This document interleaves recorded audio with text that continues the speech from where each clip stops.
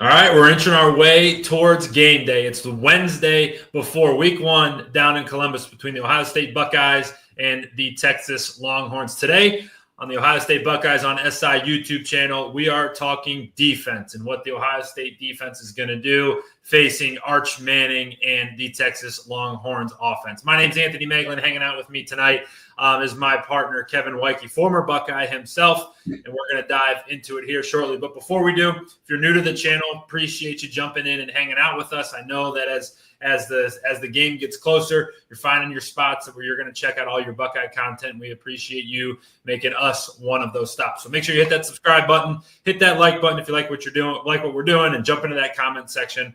Let us know what you think. So, Kev, as we dive into this early matchup, there's actually a lot of unknowns in terms of this Ohio State defense. They're replacing a lot of guys, and they're replacing their defensive coordinator. They're going to be a totally brand new looking defense, which is in one part exciting and in another part not nerve-wracking, but just fascinating, right? It's going to be something that everybody's watching. But the biggest storyline that's going to be kind of taking place whenever Texas has the football is their quarterback, Arch Manning. He's going to get his first big-time start, and it's going to be in the biggest environment going against one of the better defenses in the country. And I know the Buckeyes are chomping at the bit to get their hands all over number 16 for the Longhorns and make his afternoon really, really long. Oh, yeah. I mean, it's tough to come in and play in the shoe if you've been playing there for multiple years.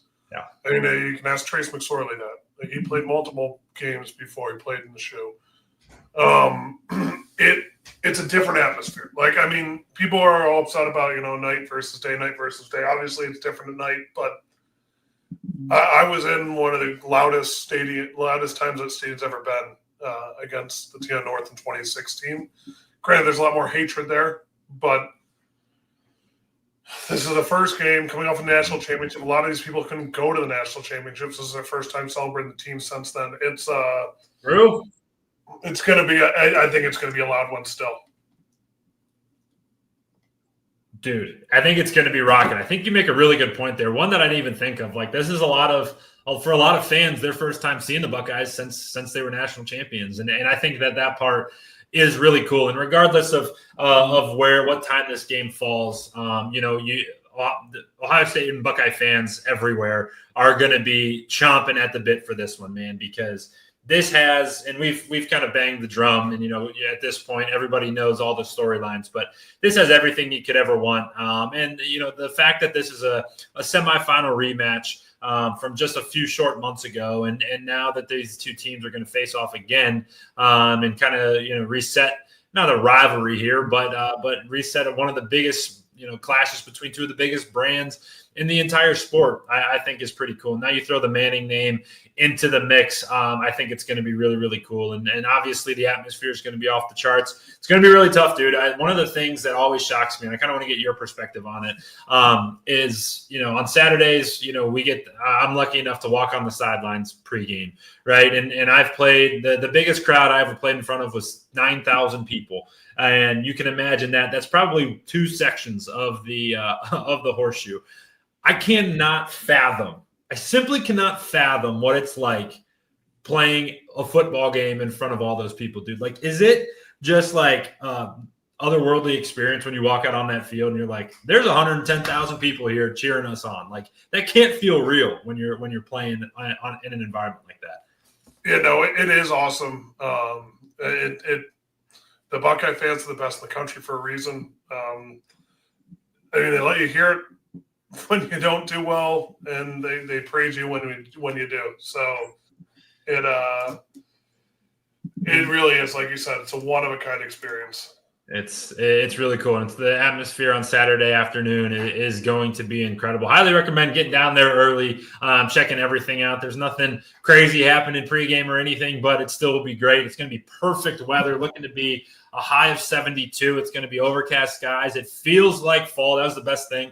this morning I left my house and it had that chill in the air and had that feeling of football. So going to be a high of 72, a perfect weather day, and one that's going to be hopefully memorable for a lot of reasons down in Columbus. So kind of getting into the thick of things here. I want to turn the clock back a little bit, Kevin, to December, or excuse me, I guess it was January down in Arlington. It was damn near a home game for the Texas Longhorns, and the Ohio State Buckeyes went into the Cotton Bowl and really played a game that was back and forth, right? The final score was 28-14, but you take that scoreboard away, there's a lot of people out there that could have a decent argument saying that Texas, in some ways outplayed Ohio State, but two massive plays for the Buckeyes, the 75-yard touchdown and the strip sack return for a touchdown were the difference. And it certainly didn't feel like a two-score game, but it was. But for the Texas offense last year, they couldn't really get too much going. Throwing the ball through the air, obviously Quinn Ewers was the quarterback. He finished that game 23 of 39 for 283 yards, 2 touchdowns, 1 interception. Now, the interesting part was his receivers didn't really get going. The running backs in that game combined for 11 catches for 101 yards and 2 scores. So Sarkisian was using his running backs out of the backfield, trying to get them the ball because they couldn't run the rock, man. 24 carries for 76 yards as a team. That doesn't even factor in the sack yardage. That actually brings it down into the 60 yards. It's going to be very interesting, and we'll get into it here in a little bit, how Sarkisian tries to attack this Buckeye defense, because just a few short months ago, they could hardly find any success, and the proof in the pudding was just 14 points over the course of an entire game. Yeah, I mean, it really was. They had that Wisner kid who I think is back. He was their leading rusher last year, but they ran the same play like 3 times and scored on it. They saw a hole in our defense, and if we were inside like the 30, they knew if they just ran this running back wheel, it was going to be open.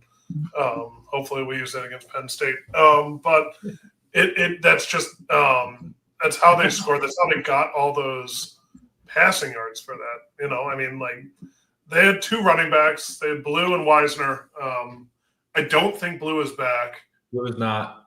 But I think he was the one who was catching a lot of those passes.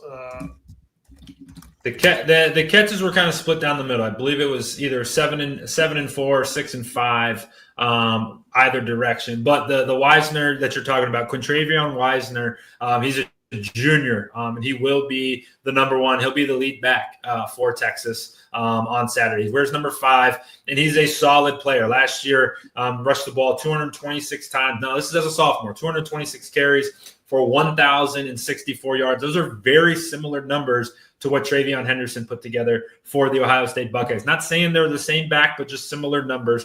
He found the end zone 5 times, and it will be looking to be that lead guy for Texas on Saturday. Because you're right. John A. Blue. He is now the running back for. I think he plays for the Cowboys, if memory serves me correctly. But Wisner did his job. Was a solid guy last year. Averaged 4.7 yards a pop. Found the end zone just a couple times, but added 44 catches for 311 yards and 1 touchdown out of the backfield. So he was used as that receiving weapon, not just in that Ohio State game, but kind of throughout the entire season. Yeah, he what's funny is he might have had the same stats as Travion did, but Travion was playing time with Quinshon, so that's the difference there. But Jaden Blue caught both the touchdowns for Texas. Both teams really didn't run the ball very effectively. I think we only had 81 rushing yards, and they had 58. So, I mean, that's just from the last one. I mean, we're looking forward, obviously, now. But, my biggest thing about what worked for them was their pass protecting, because they were able to give Quinn Ewers time, and their wide receivers dropped a few passes that should have been caught. There's one over the middle, if you remember. It was either Bond or Golden, one of them. And he jumped and shouldn't have jumped, or forgot what he was doing when he was in midair, and forgot that he wasn't like a squirrel. And it hit him right in the chest, and the ball went flying. Speaking of squirrels, that is where Brendan is today. He had a squirrel infestation in his attic, so hopefully he can rectify that. But the big, and that's the thing is, I did a whole run up of the offensive line. They only have one guy who started that game for them last year against us. It's DJ Campbell at right guard. Their center started 13 games of true freshman and has sat the last 2 years. So we obviously don't know what happened there. And then their two tackles are a redshirt sophomore and a sophomore. The left tackle started the SEC game and then started the game at left tackle and then started the Arizona State game at right tackle when their two guys got hurt. But those were his only two starts as a redshirt sophomore. And then the other tackle is Brandon Baker. That was Trevor Gooseby. Brandon Baker at the bottom half is a true freshman, appeared in 8 games, only non-Texas player, Texas native on their offensive line. But the thing about him is he was the number 1 interior lineman in the class of 24, top 50 for the class of 24, but he's playing tackle, which is what I think is interesting. He must have been able to transition out, but 6'4", 308. We'll see how they utilize him, but I feel like that's a little undersized for a tackle, as even opposed to Trevor on the other end, who's 6'7", 312. Kev, you make a really good point. It's something I want to spend some time on here because, this game, everyone sees the two brands, the two logos, right? It's the Longhorns, it's the Buckeyes. It's the repeat of the national semifinals. Ohio State's a national champion. They're the defending national champion. But even up front, just what you said, Ohio State's going to be replacing. They're going to have 4 brand new guys up front. Texas is going to have 4 brand new guys on the offensive line. Like, you got 8 new guys that are going to be playing against each other who have maybe some have taken snaps in college football, some haven't. They're in new positions. Like, we can't fall in love with hey, these are two historic programs, which they are. These are 2 brand new teams, which I think is going to play like a massive role, not only in a play-by-play perspective, but like the entire game. I think you're going to see a lot of inexperience. You're going to probably see some penalties, right? It's going to be a loud environment. These guys are all new. There's going to be some weird stuff. Some of these guys are playing in their first ever college football game. They're going to be excited. There's going to be weird stuff happening. And I think that that can't get lost on our fans. That can't get lost during the game, where it may look a little sloppy and maybe not like the 1 versus 2 team matchup, which we're all excited to see, because there's a lot of new guys out there, man. I think that is going to play a major role come Saturday. Yeah, that's true. And we talked about Arch's first start is in Columbus, which isn't his first start. Didn't he start? I think it's his first like big start. That's kind of what I was kind of going for. I think he started against UTEP last year. Yeah. When you were out for 1 game. For these guys, I mean, that's the other thing is left tackle, right tackle, left guard. And I mean, the center hasn't started since he was 3 years ago, since he was a true freshman. Those guys are going to be affected by their first time starting in a place like the Shoe. Like, you might see some holding calls. You might see some false starts. They're going to be nervous. And it's not like they're going up against schmoes. They're going up against, good players on our defense. They're going up against Caden Curry. They're going up against Kenyatta Jackson. They're going up against Edwin. I got to learn these names. That's the beauty of it. I don't know them yet. I mean, we got to learn names. This happened last year too. They're going to get nicknames. Houston. There, got it. Found it at the end. Like, that's just Bo Atkinson. Who's that linebacker in the middle? The freshman. Arvell Reese. No. Petty John. No, the other one. Peyton. Maybe he's a sophomore. Either way, you're going to see a lot of people. I can't think of his name. We're doing names. We're doing names. We're doing names tomorrow. It's the preseason for everybody.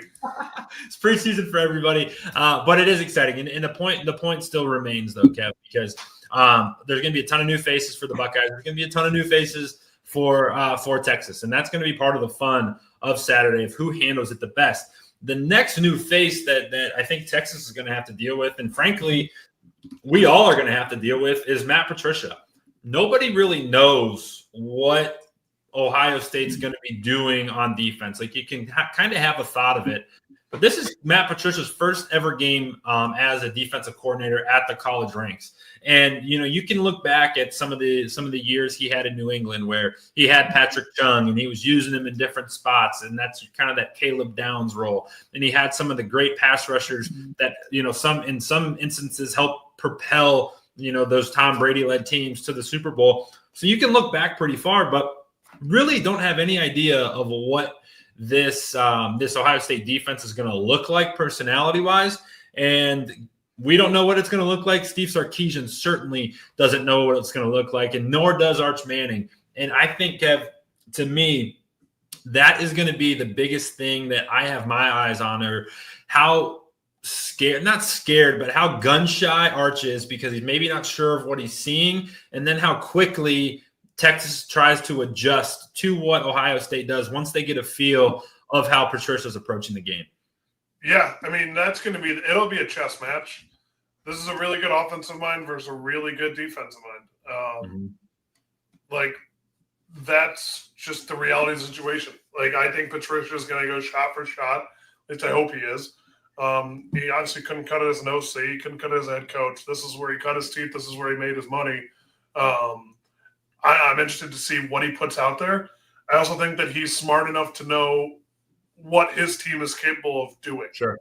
I think he's smart enough to evaluate. I think he's smart enough to understand, like, hey, this is where my team excels. And he's been with them for a year. And people say he's like a rocket scientist. Like, I guess he's incredibly smart. So I have all the faith in the world in him so far. It's just the players got to make the plays. The coaches can do whatever they want, but these guys are coming in with a lot of hype. The Buckeyes are, at least, and they got to be able to make some plays. Yeah. And I think too, one thing that I'm going to have my eye on for sure is how they try to approach Manning as a young quarterback, right? In my opinion, you get a young guy in here who, hasn't played to this level of competition. He started a couple games, but he hasn't played against this level of competition outside of a couple snaps here and there in some of their big games, including that semifinal game. But the keys are in his hand. This is his team, and he's going to have to play through. You're not going to just have a couple plays for him in a package. Like, you got the whole game plan, buddy, and you need to execute.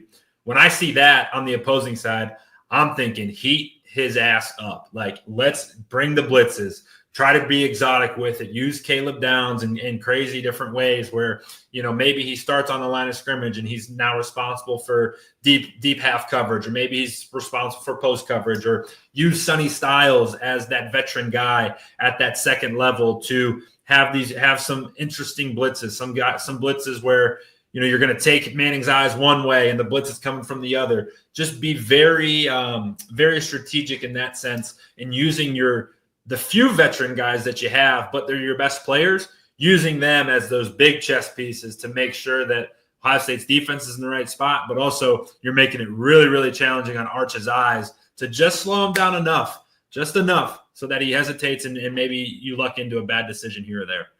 Yep. No, that's what it'll be. Was able to track it down. I'm thinking of Peyton Pierce. There you go. Got him. Yep, we got him. Texas kid. But yeah. No, that's kind of the biggest thing is speed him up so that he makes a mistake. Because the slower the game moves, the easier it will be for him to adjust and see what's happening and be able to target people. Like those first couple drives, we got to take advantage of him being a young quarterback, whether it be, getting to him or forcing turnover. Yeah, there's no doubt about it. Starting early, starting fast is going to be critical for Ohio State. And in doing so, they could, maybe accidentally luck into a 14-point lead or a 17-point lead early in that first quarter, thanks to an interception or a couple mistakes made because, Texas really isn't sure what Ohio State's going to try to do on that defensive side of the football. So that'll certainly be on the minds of the Buckeyes. So, all right, turning this thing back to more so Ohio State and looking at this defensive roster, looking at some of the new guys, some of the old guys that are still going to be there, those familiar faces and names that we're used to seeing. We've talked about it a couple times in the lead up to this game. But, Kev, as we sit here just a couple days before kickoff, we're finally going to be able to see these guys in action and on the field. who are a couple names that you're going to have circled, you're going to be watching? You'll be in the stands, but that you're going to be watching on Saturday afternoon. Yeah, I think Arvell Reese is my only. I'm excited to watch them all, but definitely Arvell. I heard some great reviews about him when I was down there for the practice. It was, he wasn't practicing because he was flying around so much at the scrimmage. They were just giving him the day because he flew around so much on Saturday. Like, just take it easy today. So it was impressive, and I'm excited to watch that be unleashed on another football team. Dude, it's the linebacker position is one that if you have studs there, that changes everything, for an opposing offense. Like if you are, I speak from the quarterback perspective, right? I'm standing 5 yards behind the center and you got Arvell Reese and Sonny Styles, or let's go back a year, Cody Simon, some of the greats that Ohio State have had. They're standing 5 yards behind their line of scrimmage on the other side, just matching you word for word. You're audibling, they're audibling. You're talking, they're talking. And they make that's intimidating as hell. And then when you hand the ball off or you drop back to pass and they're meeting guys in the hole, they're playing with physicality. They're playing with toughness. That is an intimidation factor that I think shouldn't go underappreciated or underestimated, because when you got studs in the middle like Ohio State's going to have, that's going to be a huge advantage for them. So Arvell Reese certainly will have your eyes for sure. We'll have a lot of eyes on him. The cheap answer for me is Caleb Downs. We'll push off of Caleb Downs, but I'm going to package the defensive line. Actually, I'm going to go two places. I'm going to look at the defensive line first. I'm excited to see what Caden Curry does on Saturday. Don't know where he's going to fit into the rotation, but this is a guy that I've just been a fan of, from afar. I think back to some of the games last year. Think back to that Nebraska game where he had the block punt. You think back to some of the others where he just feels like a guy. You and I said it 100 times last year. Like, that's a dude who bleeds scarlet and gray, man. Like, Ohio State football means the most to him. I'm really excited to see what he does on that defensive line. And then I want to go to the cornerback position, because Davison Igbinosun was a topic of conversation last year everywhere. Every week it was, hey, target number one, he's going to hold his guy. He's going to have a couple big pass interference calls.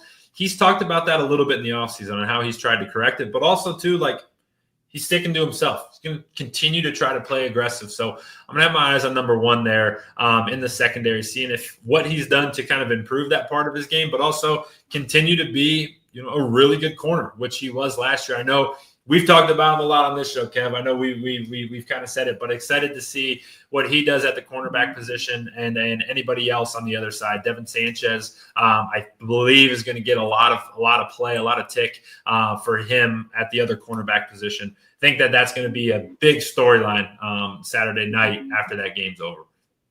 Yeah, I'm excited to see, what they choose to do, how they choose to respond. I mean, Caleb Downs, you've seen some clips of him being like, hey, we got a lot of work to do still. Yeah. He's trying to keep humble. He's trying to not let the hype creep in and cause issues. But, I mean, at the end of the day, no matter if you're trying to or not, the hype is there and you got to live up to it. Yeah, have to live up to it. That's the responsibility. That's the standard that has been set at Ohio State by this team, by this coaching staff, by these leaders here. So we're going to close out the show here. We got a couple things. I got one thing on the board, then Kev, I'm going to surprise you with two more topics here. So the first one, keys to the game. I'm going to let you open the floor up. Give your keys to the game for the Ohio State defense versus the Texas offense.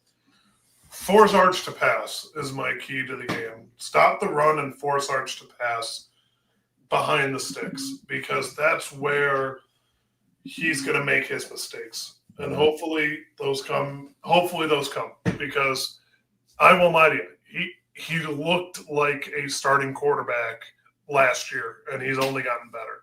Yeah. So it'll be interesting to see how we choose to distract him. I don't really think that Ohio State, and this is just my own opinion, I don't think Ohio State is planning to be like, hey, let's get after a freshman, a first-time starting quarterback. They're thinking, this is a real dude, and we got to be on our P's and Q's. Yeah. That's It's the cool part, I think, that I've picked up over the last couple of weeks now, because both teams have been constantly asked about the other. Ohio State's been constantly asked about Texas. Texas the same.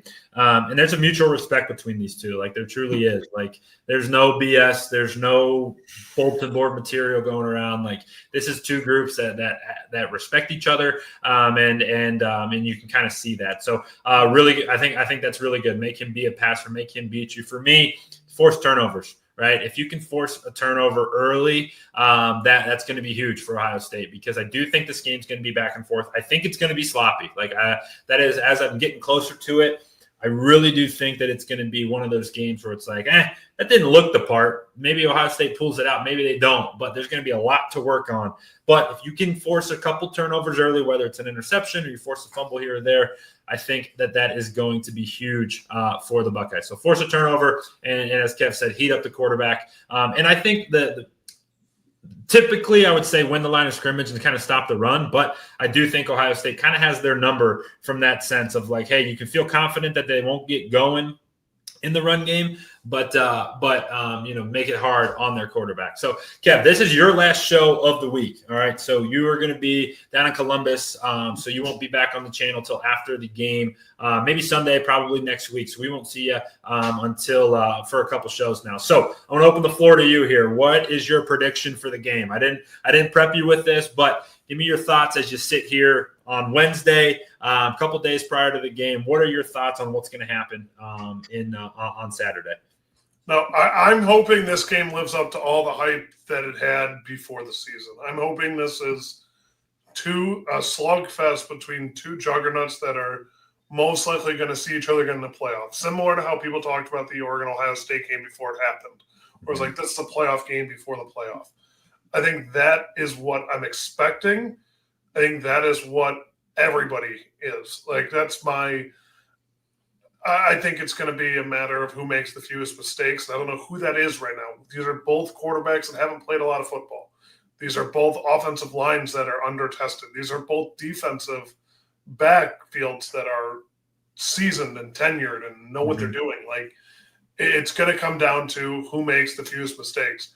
I'm hoping that's the Buckeyes, but we'll see at the end of the day. I'm holding you to it. What's your prediction? Give me a score. Give me a score prediction. I don't have a score.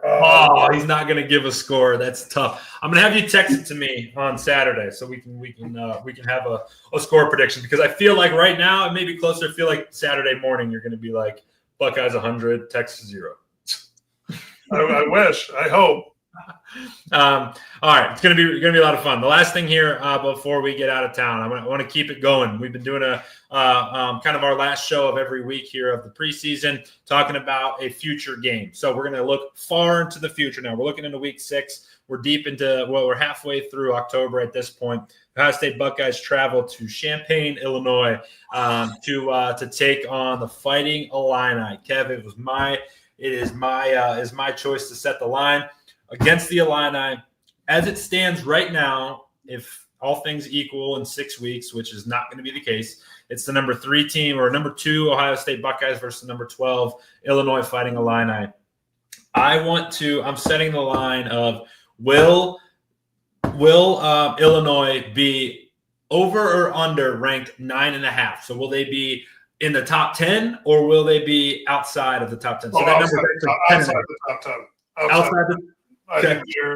I think they're outside the top 10 for sure. All right, then I got inside the top 10. That game's going to be awesome. That's one of those where it's like, hey, if you are still determining what game you want to travel to, that could be a really good one to go see, because the Illinois is going to be a little bit different than what you're anticipating and what you're expecting. They got a decent squad down there, so we'll add that to our list, and we will start shipping those off, man. We're a couple days away from starting to see some of those results. So a fun week here, and really happy that you guys joined us and made us a part of your Buckeye content coverage here. So if you're not subscribed already, please hit that subscribe button, hit that like button, drop a comment in, because we'll be bringing with you all throughout the year shows like this every week, offensive previews, defensive previews, We got one more show coming on Friday. We are going to do kind of a whip around of college football, see what some of the other games are that are excited about. And then Saturday, it's going to be a full day of coverage. We're going to have a pregame show. We're going to have a bunch of stuff going off on social. We'll have a postgame reaction show. We'll have all the players and coaches who speak. So make sure you're locked in here. And then Kevin was pointing down. Head over to our website, si.com/college/Ohio State for all of our written content. We're getting out of here on that. Kept from my partner, Kevin Woidke. I'm Anthony Moeglin. Thanks for hanging out with us tonight on the Ohio State Buckeyes on SI YouTube channel.